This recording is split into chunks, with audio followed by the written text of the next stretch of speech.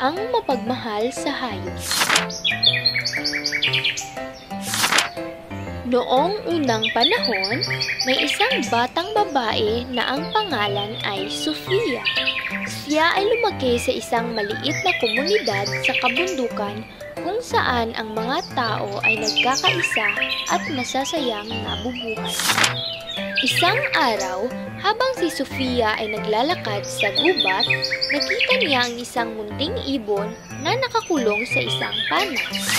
Sa halip na iwanan ito, pinakawala ni Sofia ang ibon at inalagaan ito hanggang sa makabawi ito ng lakas at lumipad patungo sa kalangitan.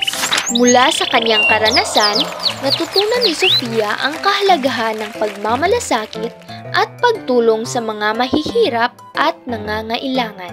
Siya ay naging inspirasyon sa kanyang komunidad at nagturo sa kanila na kahit sa maliit na paraan, maaari nilang baguhin ang mundo sa pamamagitan ng kabutihan at pagmamahal sa kapwa.